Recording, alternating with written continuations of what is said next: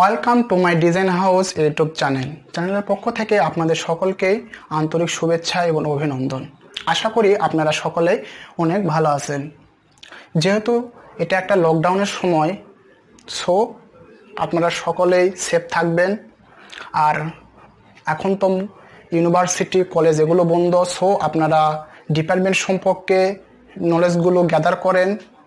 Everyday একটু একটু করে যদি এই নলেজগুলো গ্যাদার করেন তাহলে দেখবেন আপনি অনেক কিছু ডিপার্টমেন্ট সম্পর্কে জেনেছেন। তখন আপনাকে অনেক ভালো লাগবে যে আপনি যে ডিপার্টমেন্টে পড়তেছেন। সাপোজ আপনি যদি আর্কিটেকচার অথবা সিভিল ইঞ্জিনিয়ারিং স্টুডেন্ট হয়ে থাকেন, তাহলে আমার এই ভিডিওগুলো এভরিডে দেখেন, অনেক কিছু অ্যাচিভ করতে পারবেন। এর পাশাপাশি আপনারা অনেক সফটওয়্যারের কাজগুলো শিখে নিতে পারেন। এটা একটা বিগ অপরচুনিটি মনে করতে পারেন, যেহেতু আপনাদের এখন সকলেরই ইউনিভার্সিটি কলেজ এগুলো বন্ধ আছে। সো এই সময় আপনারা যে এই নলেজগুলো যে অ্যাচিভ করেন।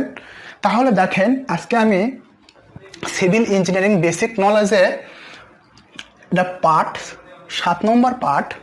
এই পার্টে দেখাবো what is foundation and footing. আপনাদের অবশ্যই জানতে হবে যে ফাউন্ডেশনটা কী এবং ফুটিংটা কী। তারপর ডিপেন্ড অন ফাউন্ডেশনটা কী কী বিষয়ের উপর ডিপেন্ড করে সেটা আমি আপনাদের বলবো। তারপর টাইপ অফ ফাউন্ডেশনটা কত প্রকার। সো ভিডিওটা সুন্দরভাবে দেখেন, আশা করি আপনারা এগুলো সম্পর্কে ডিটেলস বুঝতে পারবেন। দেখেন, প্রথমে what is foundation. Foundation is the lower portion of building structure. Foundation is the lower portion of the building structure.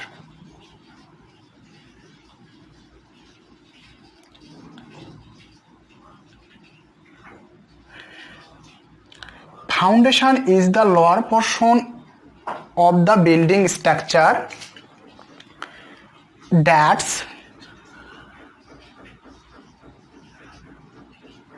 all the load transfer on the soil or land.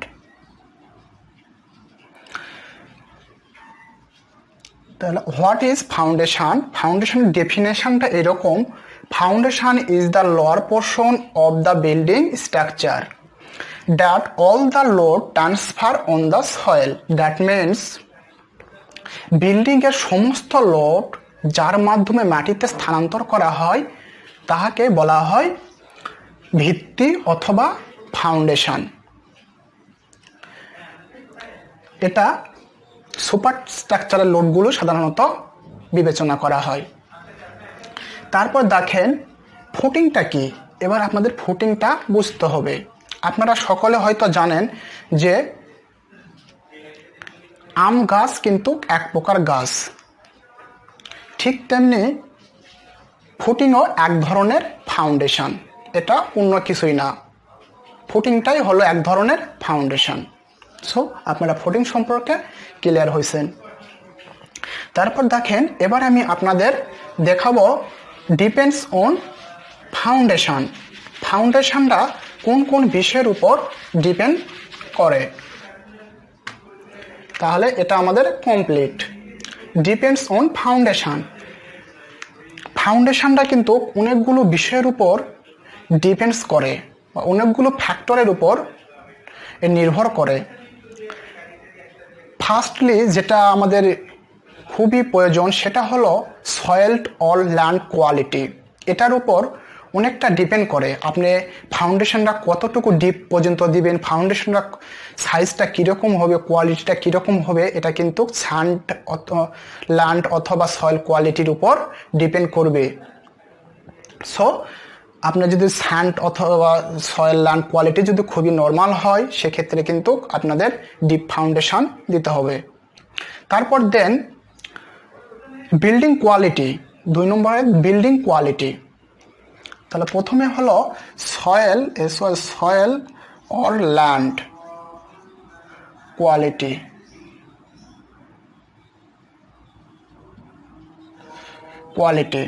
Then building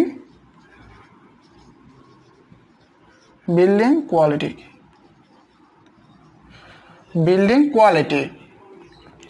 তো বিল্ডিংটা কি ধরনের হবে, কয় তালা পর্যন্ত হবে, 8 তালা, 10 তালা, 5 তালা, এর উপরও কিন্তু ডিপেন্ড করে যে আপনি ফাউন্ডেশনটা কীরকম আপনি দিবেন। সো এটা আপনারা বুঝতে পারতেছেন। তারপর সুপার স্ট্রাকচার ধরন, আশা করি আপনারা জানেন সুপার স্ট্রাকচারটা কি। আমি 6 নম্বর পার্টে আমি আপনাদের সাবস্ট্রাকচার এবং সুপার স্ট্রাকচারটা আমি আপনাদের ক্লিয়ার করছি। দেখেন সুপার স্ট্রাকচারটা কোয়ালিটির উপর, ডিজাইনের উপর কিন্তু ফাউন্ডেশনটা ডিপেন্ড করবে। যেহেতু সুপার স্ট্রাকচার লোডটা কী ধরনের হবে সেটার উপর কিন্তু ফাউন্ডেশন ডিপেন্ড করে। আর লাস্ট ওয়ান লোকেশান অথবা এরিয়া, এগুলোর উপরও কিন্তু ডিপেন্ড করে। আপনার লোকেশনটা কীরকম হবে, কোন জায়গায় হবে, সেখানে ন্যাচারাল ডিজাস্টার কী ধরনের আঘাত আনবে, এগুলো বিষয় কিন্তু বিবেচনা করতে হয়। সাপোজ ধরেন আপনার যদি ল্যান্ড রিভার সাইডে কোনো একটা অবকাঠামো নির্মাণ করতে চান, সেক্ষেত্রে কিন্তু আপনাদের অনেক কিছু বিষয় বিবেচনায় আনতে হয়। সেখানে কিন্তু আপনি অনেক ডিপ পর্যন্ত কিন্তু ফাউন্ডেশন দিতে হয়। সেখানে কিন্তু পাইল ফাউন্ডেশন ইউজ করা মাস্ট বি ইম্পর্টেন্ট। সো এই বিষয়গুলো অবশ্যই আপনাদের খেয়াল রাখতে হবে। যদি একজন ইঞ্জিনিয়ার হন, সিভিল ইঞ্জিনিয়ার হন, তাহলে এই বিষয়গুলো জানা অত্যন্ত প্রয়োজনীয়। সো আপনি ডিপেন্ডস অন ফাউন্ডেশন, এটা বুঝতে পেরেছেন। তারপর দেখেন type of foundation.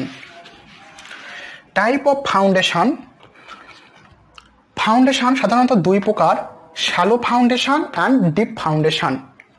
Shallow foundation that means অগভীর ভিত্তি। Shallow foundation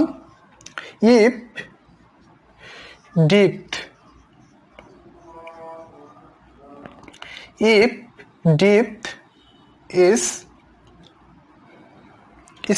depth is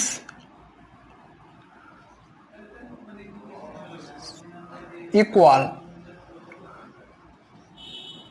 less than অথবা equal, less than or equal wide,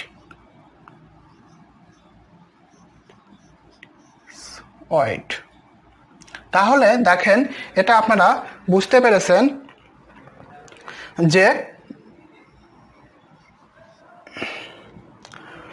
if depth is less than or equal wide, অথবা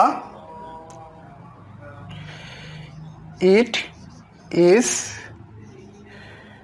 not more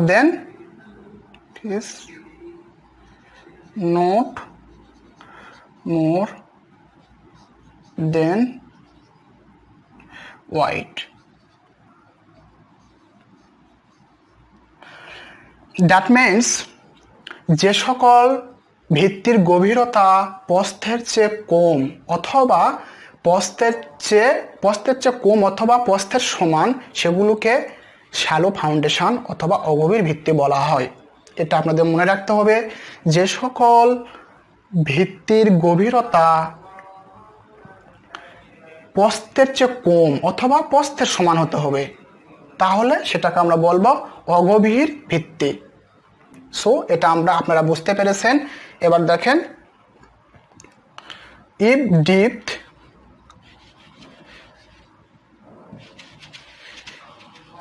এটা হবে ডিপ ফাউন্ডেশন।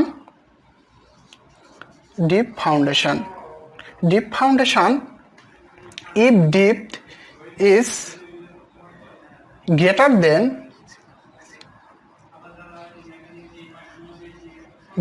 দেন wide, মানে প্রস্থের চেয়ে যদি গভীরতা বেশি হয় তাহলে যে সকল ভিত্তি গভীরতা প্রস্থের চেয়ে বেশি সেগুলিকে অগভীর ভিত্তি বা ডিপ ফাউন্ডেশন কিন্তু বলা হয়। সো এটা আপনারা বুঝতে পেরেছেন। এখানে হবে it is more then wide, মানে প্রস্থের চেয়ে বেশি হবে। সো এটা আপনারা বুঝতে পেরেছেন deep foundation and shallow foundation সম্পর্কে।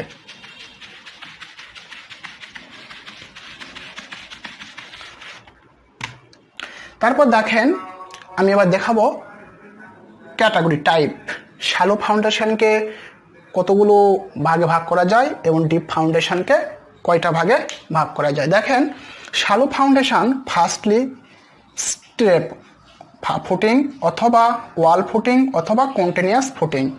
শ্যালো ফাউন্ডেশনের সাথে মানে অগভীর ভিত্তির সাথে ফুটিং শব্দটা জড়িত।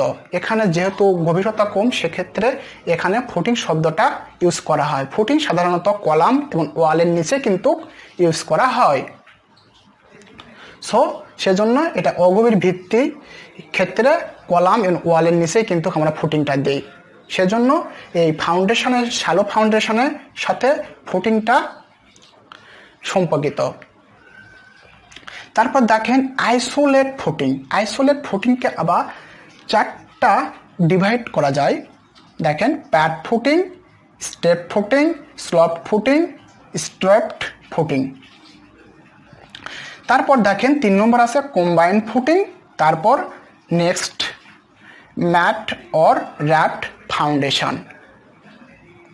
সো এটা আপনারা শ্যালো ফাউন্ডেশন সম্পর্কে বুঝতে পেরেছেন যে কয়টা ক্যাটাগরিতে ভাগ করা যায়। তারপর দেখেন ডিপ ফাউন্ডেশনকে সাধারণত 3টা ক্যাটাগরিতে ভাগ করা হয়, পাইল ফাউন্ডেশন, কোশিন অথবা ওয়াল ফাউন্ডেশন, তারপর কভার ডান। এগুলো আমি সবগুলোই নেক্সট ভিডিওতে, দ্যাট মিনস আমার পার্ট 8 নম্বর ভিডিওতে আমি আপনাদের এগুলো সবগুলো ফিগার সম্পর্কে আমি আলোচনা করব। কোনটা কোন কোয়ালিটি, কোনটা ফিগার সাইজ অথবা পিকচার সাইজ কীরকম হবে সেটা আমি আপনাদের দেখানোর চেষ্টা করব। সো আজকে এ পর্যন্তই। আপনারা ভিডিওটা ভালো লাগলে অবশ্যই লাইক, শেয়ার, কমেন্ট করবেন এবং আপনি যদি চ্যানেলে নতুন হয়ে থাকেন তাহলে অবশ্যই চ্যানেলটা সাবস্ক্রাইব করবেন। আমাদের এই চ্যানেলে অনেক কাজ শেখানো হবে, সফটওয়্যার পাশাপাশি প্র্যাকটিক্যাল নলেজ, এস্টিমেট এগুলো প্রায় শেখানো হবে। এখানে অটোক্যাড প্রায় আমরা শেষ করেছি, তারপর এস্টিমেটের প্রায় 80% প্রজেক্ট শেষ করছি। দেন আমরা এখন এই প্র্যাকটিক্যাল নলেজ করাবো, পাশাপাশি 3D ম্যাক্স স্টার্ট করব। সো আপনাদের যদি 3D ম্যাক্স ইনস্টল দেওয়া না থাকে তাহলে খুবই আর্লি আপনারা 3D ম্যাক্স সফটওয়্যারটা ইনস্টল দিয়ে নেন, আমাদের সাথে যোগাযোগ করেন, না থাকলে আমরা দেওয়ার চেষ্টা করব। Thank you.